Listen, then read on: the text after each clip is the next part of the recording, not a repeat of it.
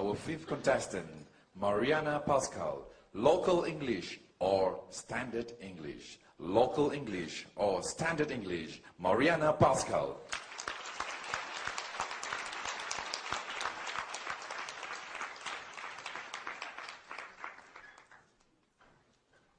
Well, many years ago, my daughter, who is half Chinese, attended a local kindergarten in Johor Bahru. And I remember one day I went to pick her up, and she came running up to me, and she said, "Mommy, what's this?" I said, "I don't know, ask your teacher." She turned and she said, "Teacher, this what, ah?" I said, "What did you say?" She said, "Oh, Mommy, that's Malaysian English." My fellow Toastmasters, we hear a lot these days about local varieties of English. Should we embrace them as a part of the culture? Or should we eliminate them and replace them with standard English? What do you think? Embrace or replace? Yes, I love the local English here. It is the most colorful English in the world. I especially love your crazy two-word phrases. Where, got. Also can. See first. See how. It's so unique. And frankly speaking, I do not think that it is possible to eliminate local English because linguistic habits are very difficult to break. Am I right? Yes. Now, throughout my entire marriage, my Chinese husband has been saying, "Get down from the car." And I've been saying, "Honey, we're not on the car, so we can't get down. We're in the car, we get out." And he says, "Oh, okay, get down." Can't change. In fact, I was in a taxi the other day, and the taxi driver said to me, "Okay, miss, you get down here, huh?" I said, No. You get out here." He said, "It's my taxi, you get out." I think the important thing is that whatever English we speak, Malaysian English, Canadian English, Indonesian English, Bruneian English, that these days we be understood by people from other cultures. Am I right? Yes. I have to tell you, sometimes your local English is a little bit difficult for foreigners to understand.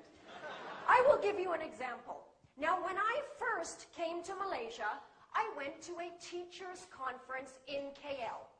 And at the end of the day, I said to a local teacher, I said, "Excuse me, I'd like to go back to the hotel now.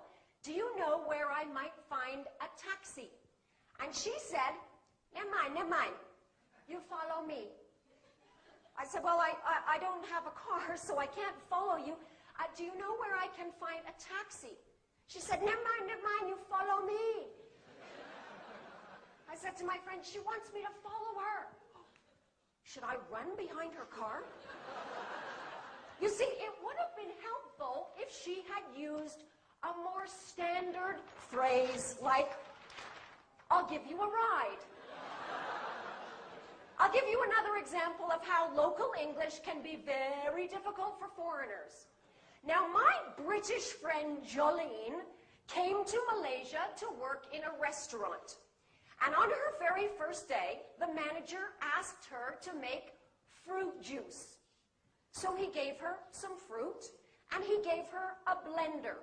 And he said, "You put in fruit after you switch on."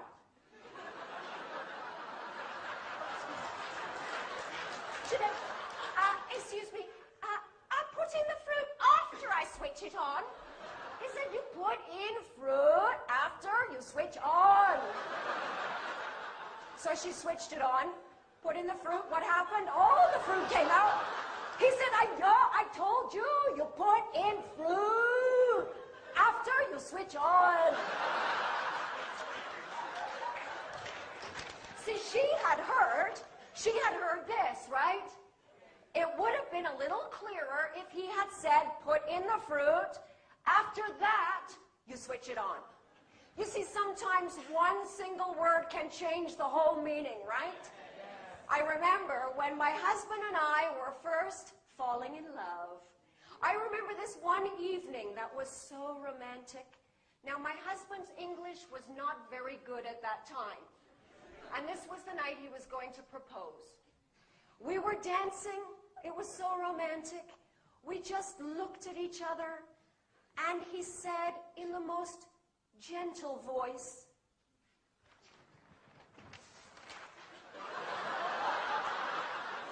"All your eyes are big. How many eyes do I have?"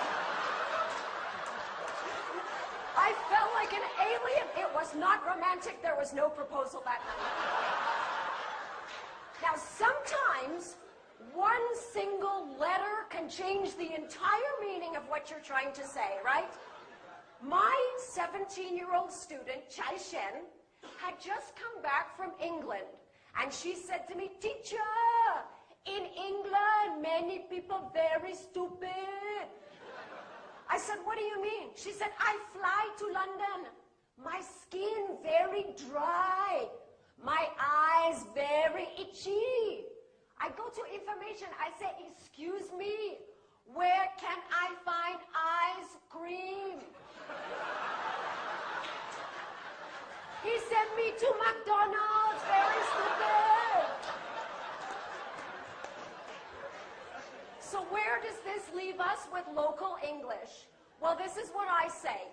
Yes, we need standard English because we must be able to communicate with people from other cultures.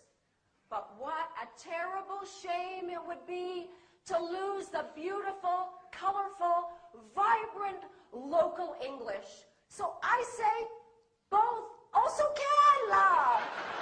Back to you.